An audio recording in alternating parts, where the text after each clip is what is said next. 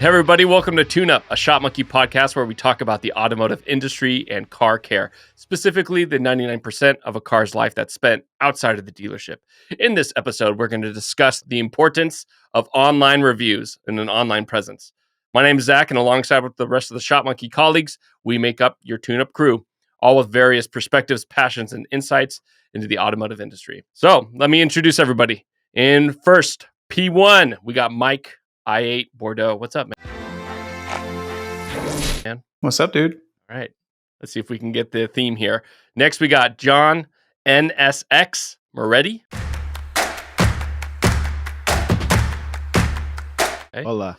Next, we got Lucas Roadster Conyer. What's going on, everyone? Then last but not least, we have Gallagher XL1 Wilson. Hey, how's it going? Well, yeah, and Zach, we have you as well. We can't forget about your nickname, right? So we have Zach ELR Buffum. So ELR is in that category as well. Quite a few acronyms I don't recognize. Sorry, guys. I know what it is, but you got the wrong crowd. Let's see. All right, so an i8's what? A BMW, right? So that's like an all-electric, like all-electric sports car. BMW. Yeah. All right. NSX is NSX. a hybrid. i8's hybrid too, has a 3-cylinder engine, I believe. XLR is a camera. ELR, I think it's also a ELR XL1. Okay. I think the one that's thrown is Roadster. Like that could. Yeah, Tesla the Roadster. I don't know, dude. Yeah, it's high performance EVs or high performance. 0 to 60 in under 3. I like. You know what? I didn't think about these guesses. These are good guesses, though. That's not. Could it be first EVs by manufacturer? Oh, that's another good guess, but no. All right, spoil it for us. What is it? All right, so this one's pretty interesting. Those are phenomenal guesses, though. Wait, what's an ELR first? It's a Cadillac ELR. Okay. It was their first take at like a luxury EV. The theme, though, is potentially first collectible EVs in the future. So these are all models that they're anticipating. These are all models that they're this is actually cars that I drove on a Wednesday, so I know you guys did a really great chance of making a guess, but well, no, but think about it. That's actually pretty interesting. Think about the future collectible market of cars. They're saying like this is the category. The ELR threw me off for a little bit, but it's because Cadillac only made like a few thousand of them, and they have this weird like nostalgia following to them now, or they're anticipating them to have a following. So yeah, I guess this will be interesting to see in like 10 years' time if these actually become collectible EVs. Look, man, I don't want to upset the Honda fanboys, but the new NSX is just such a far cry from what it was. I don't know. It's not even the same car. I don't see how anybody would get excited for that car. It's cool, but it's not an NSX. I think the i8's cooler. I think BMW did a heck of a job with the i8. That's a pretty cool car. And a Cadillac without an LS seems wrong. I just don't like the idea of people like preemptively saying is like, oh, this is going to be a collector. Like, I don't think that's how collectors stuff works. No, man. But I'm just like, it's going to be funny when you have these collector cars 30 years from now and you're like, well, the battery's dead, so it just sits there. What does Cadillac call their electric? Because all the other collector cars battery? with just dead ICE engines are not just sitting around rotting? Okay. That's... I've seen a lot of BMWs that don't run, my dude, that are collectors. A lot of E30s that just straight up don't start. Hey, isn't the new Tesla Roadster, isn't it going to have like rocket boosters on it or something? Well, no. So the original Tesla Roadster that Musk came out with, like back in 2010, I believe, or whatever it is, the one that's on like people have on the road, the first one in space, the one they put in space. Oh yeah, right. Now wait, Mike, you're saying when you say the new NSX, you mean like he came out with like a plan to bring out the new one. It's going to supposedly be like the fastest 0 to 60 for a production car again. And I think you can get a special edition that comes with rocket thrusters. I don't think that's true. I mean, I would believe that as much as I would rocket thrusters on a car, but that's what he said. I don't think that regular commuters are allowed to have rocket thrusters. Just you're going to get a lot of burnt people. I don't know how else to. It's a track only option. Oh, sure. Yeah. Yeah. Because I'm sure getting rocket fuel is pretty easy, just for the average consumer. Pull up to It's in my Chevrolet. Amazon cart, 30 gallons. Yeah, right. Delivered right to your home, right, guys? Yeah. Hey, A lot of good reviews. But wait, Yeah. I know we're moving on, but Mike, you said the new NSX. You mean the new, meaning like the current new one, like the current generation of NSX. You don't think is cool? I don't know if there's like more than one of like the Yeah, hybrid okay. NSX, but The hybrid. like I think the hybrid's cool, man. It's got motors at each wheel. It can do a lot of cool stuff. it's just I don't know, man. It's just not it just doesn't have the I mean the original NSX is like the ultimate driver's car, you know? Like it is Yeah. it is automotive perfection, and like the hybrid's just I don't know, it's not it doesn't seem special to me. Just kind of seems like it's kind of like the new Integra Type R. I don't think anyone would disagree with me with that, right? That's such a far cry from what it was. I don't know. You're just leaning into nostalgia at that point with a name. It's not the same car. It doesn't have the same family sedan versus I don't know. I lightweight think coupe. I mean, I in some ways I agree. I just think it's an interesting topic, and we don't have to belabor it too much. But I think that it at least tries to hit the ideals that nameplate holds, right? Like it's actually pretty lightweight. The performance is pretty good, right? It does try to be what it is. Versus like if I don't know why the only other comparison I can think of right now is like the new Bronco versus like the Blazer, where like the Bronco is an actual off-road truck meant to be an off-road truck, whereas like the new Blazer is like a crossover that doesn't do I don't anything. know what they were thinking with the new Blazer. But Yeah. all right, let me try this again. Like the original NSX was like a V6, just no forced induction, just like a car intended for the everyman to take it into the shop and get it worked on. You can't take a new NSX to just any mechanic and get it fixed. Understood. Okay, I get you. Yeah. Unfortunately, I think That's fair. that in general is going away altogether. But that's a whole different topic. I would agree. Let's save that one for a different. Let's save that one for. Now that we're all sad, let's start this podcast, baby. All right, let's jump into our main topic for the episode: the importance of online reviews. We have a little fun subtitle here: "Get them or die." Whoa! How about that for a hot take? You think that's dramatic? You think that's the truth? Yelp shows up at your house. Open reviews. I don't know if anyone here has ever managed a business, but actually the Yelp team, aggressive. They call you like on the regular, like, yo, dude, have you seen your reviews? And you're like, okay, I get it. Please don't call me more. Please use our platform. Yeah. Please. I think adapt or die, like I think it's a play on adapt or die. I think that's completely accurate though. Like with reviews and customer outreach, like that is how people interact now with you know, when they're going to get their vehicle serviced or anything done, they're going straight to Google. I feel like all of us probably do that. And you know, it's amazing to me the number of shops I talk to that don't take it serious. Like, I feel like some of our customers bring up like Google reviews and social media outreach are just game changers for them in their business. Like just even a small amount of outreach just makes such a big impact on their business. And the second thing I hear is like just wanting to avoid negative reviews, like just trying to avoid doing reviews because they're scared of, you know, having to combat that. And for myself personally, when I'm looking for something, like that's a good thing.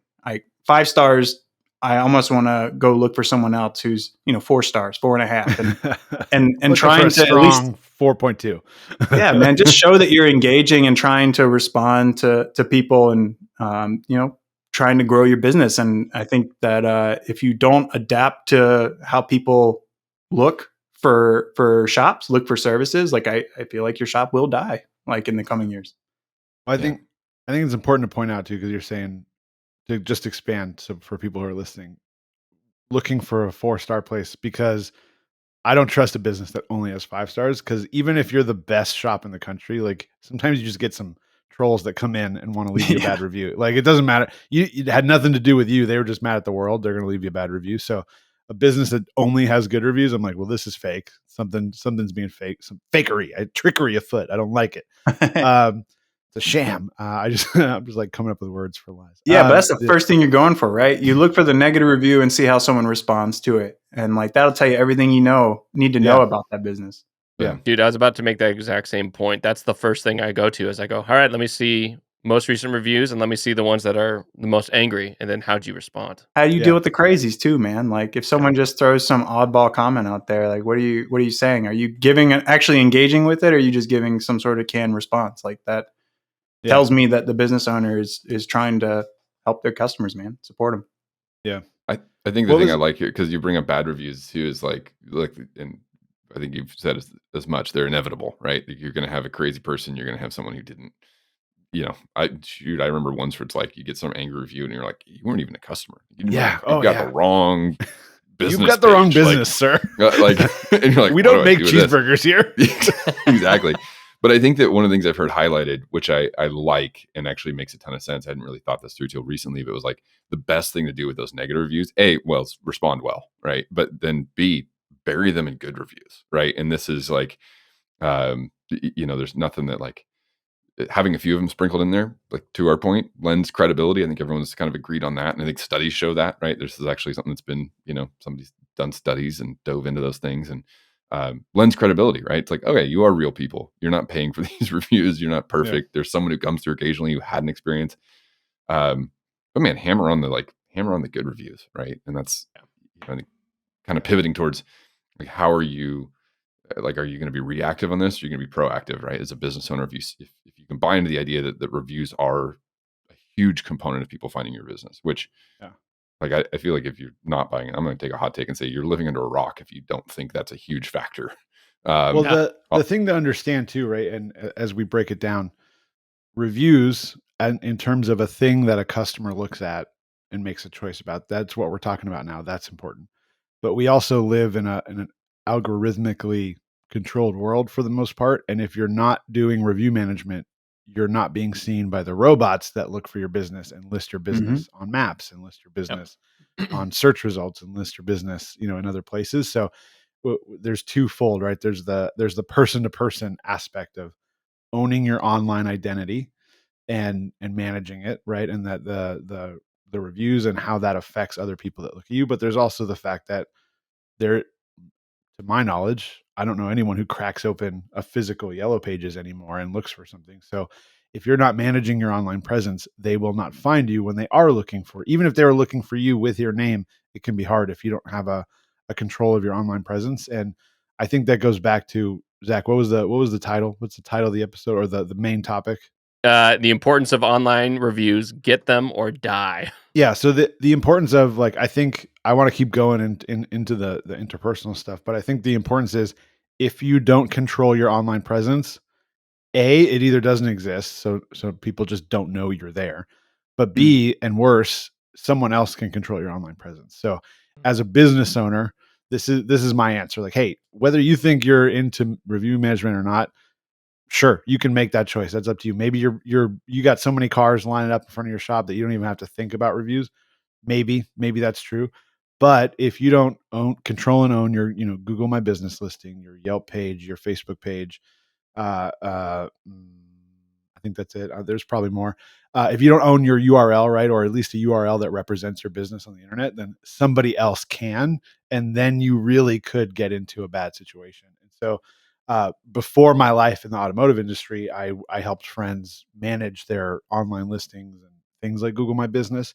And I can tell you the number of times that someone else had claimed a business, or some other company had been hired and then that company disappeared, and then you had no access to to own your listing.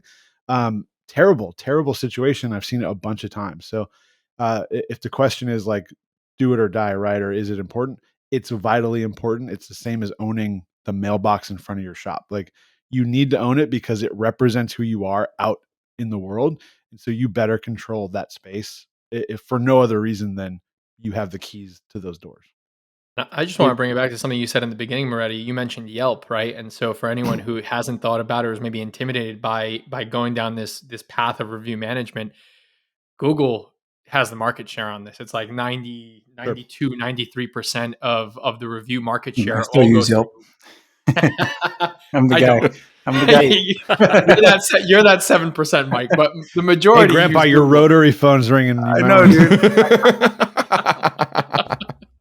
But I'm getting to that just because we mentioned algorithms and everything that's going through when we search or going through a customer, or I'm sorry, a shop lens. When your customers are looking for services your shop offers, every default search engine on almost every device today redirects to Google. Everything goes to Google. So whether that be Safari, Chrome, Firefox, Arc, whatever browser you're using, mostly goes back to Google to look for these results. So Google My Business is that starting point. And I think the crazy part is, and I didn't know this until a few months ago, to create that profile on Google, it's free. It's, that's, you go in there, you manage that presence, and you kind of get the ball rolling by making sure that profile is created. I like Okay. Gallagher, you were touching on like being proactive versus reactive, and I like that mentality. Like, obviously, you got to appease the bots. You got to make Google bots happy so that you surface online. That's a good point, Moretti. But like there is some incentive to engaging with customers through Google reviews. Like, it can actually provide productive feedback to enhance your customer experience when they come into the shop. Right? If someone's giving you a 5-star review and saying, I thought the waiting room was nice. You can lean into that a little bit more and continue to focus some of your money on, building out your lobby and making it a better experience. If someone says they didn't like the cleanliness of the shop, even though the lobby was nice, maybe, that's something for you as a business owner to take note of and focus your attention on, rather than just kind of throwing a dart at the board and trying to find the next thing to invest your resources and time into. I guess time is a resource, but we get the gist. I guess my point is that, it really does inform you as a business owner. It's a pretty powerful Well, tool. I think that reviews give you a really sneaky way to show your professionalism and your skill set.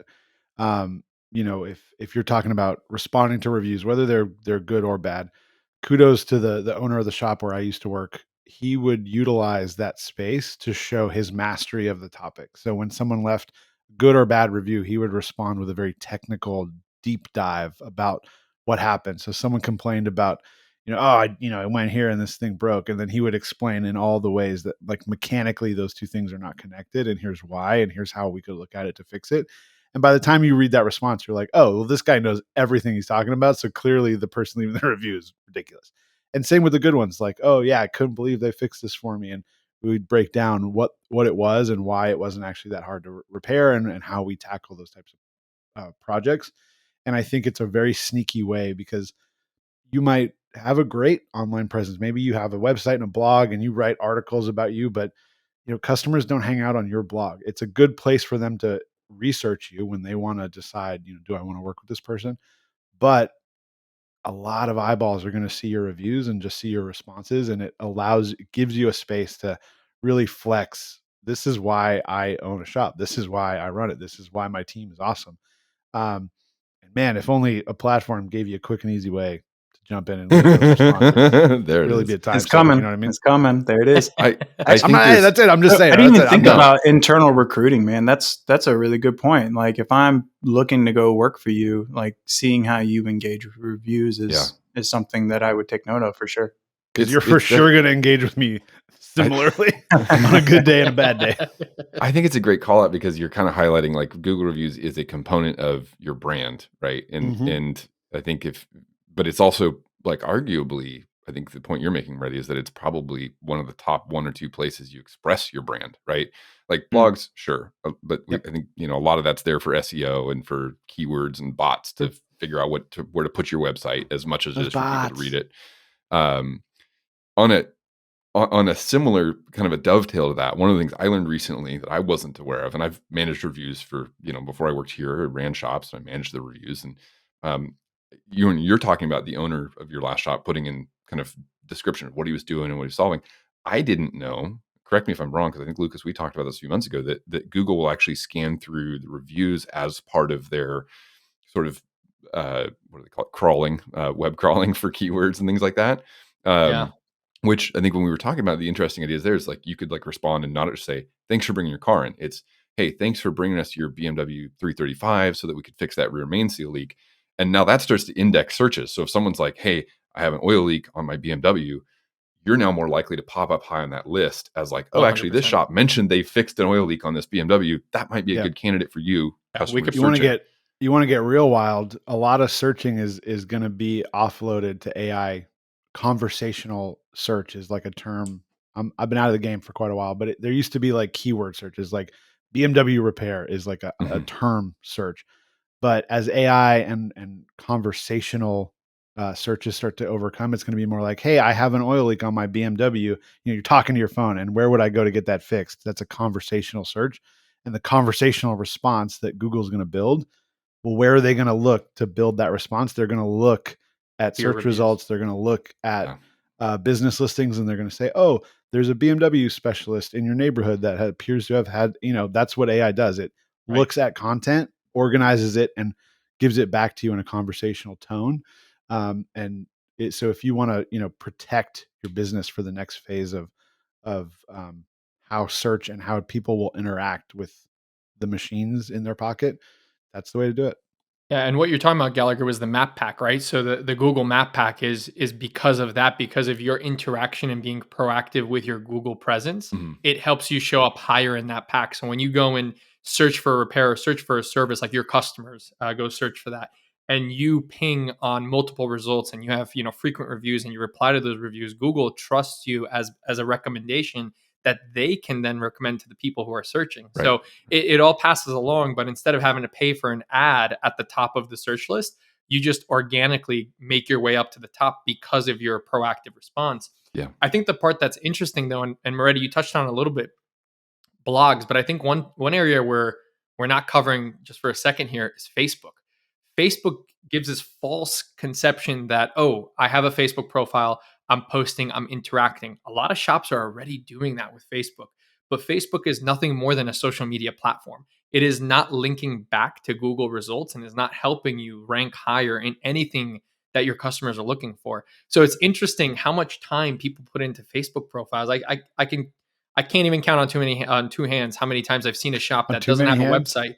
I'm not Too going to let many. that How go. many do you got? Can we I can't talk count. I about don't have enough hands. How the many hands is too demographic many of hands to people count on on? Facebook today in general, and Yeah. the fact that you're missing a big chunk of the population just by sticking with Facebook in general?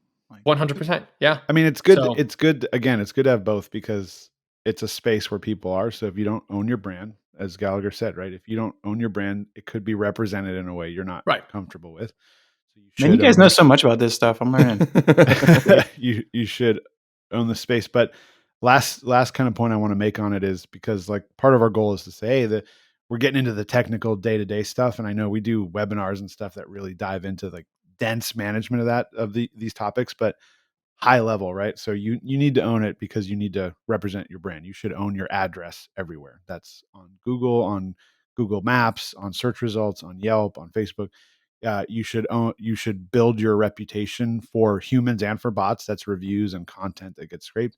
The other thing is, we talk about it often, but a lot of our shop owners, even myself, don't think about, okay, in 10 years when I want to exit, what does that look like? Well, your business has a value. And if two shops both equally awesome, but one has this huge online weight of years of good reviews, right? And I was going to buy a shop from, one in my neighborhood, and that was a business I wanted to invest in, whether I'm an individual or I'm a private equity group that's buying shops all over the country. Well, the shop has a great staff and it has a bunch of reviews and it has a huge history. Well, that's going to tick that value up just a little bit higher for your business that you're investing your time in. I want to pull that thread, and I'm really glad you mentioned that because there's a question in the back of my mind, and this is like this. I'm glad maybe that you're a glad. whole nother topic.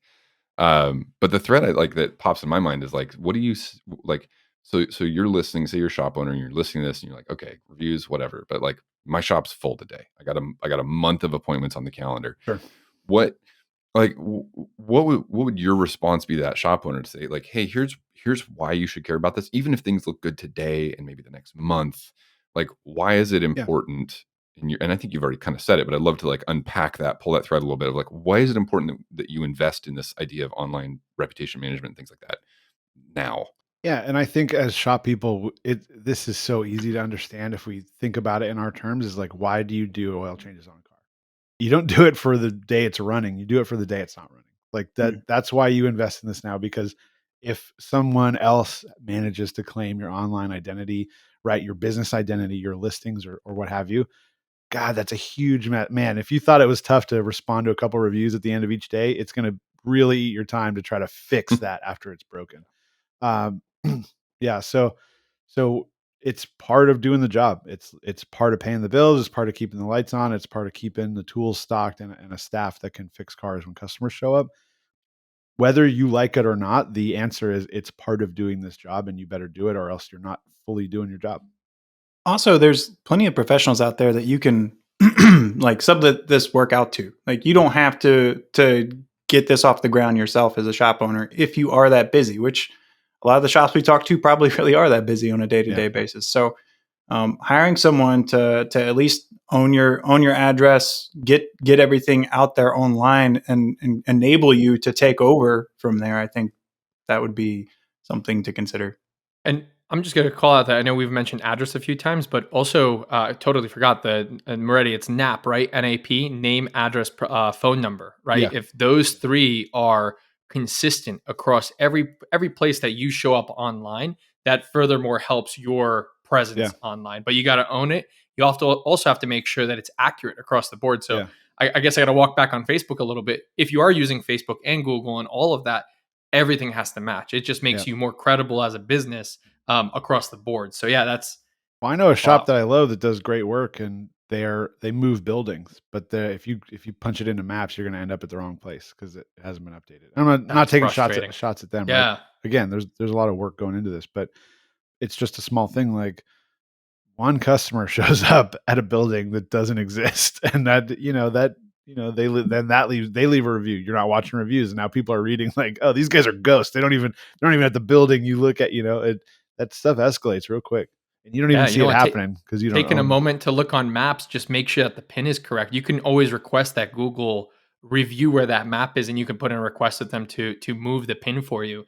That's a great call, because I mean, I've been there at least a handful of times over the last 10 years where it's like, darn, that's not I can give you one piece of advice. You guys remember MapQuest? Like printing out the directions beforehand and getting lost somewhere out in the sticks every time? That was always fun. I used to go to AAA and get the triptychs. You remember those thin triptychs that were like little map, and you'd just fold the page as you got further, and it was like the next stretch of map, and you'd fold the page. And nah, dude, that full-blown Thomas guide, bro. Dude, that was my parents bought me that by the way, I started driving. They were like, here's got your driver's license present. Was the Thomas guide. Wait, I just want to make sure we give one piece of like concrete. Hey, what can I do today? Open a Gmail address, sign up for your Google My Business listing, sign up for your Yelp, sign up for your Facebook if you're not already there, and just make sure those three have the right, like you said, name, address, and phone number are the same. If you do nothing else, so you own it, do that today, then hit us up later once you're logged in and start playing around. Yeah, I love that. Great call out. Yeah, you were reminding me like an anecdote where someone had hit me up, asked me like, "Hey, here's how much the dealership quoted me for brakes on my Lexus. Like what do you think? Is that reasonable?" Like, no, dude, that's you getting ripped off. Like, that's a lot of money. You should just go to an independent like Lexus shop. And like I just kind of passed off the advice, and they said thank you.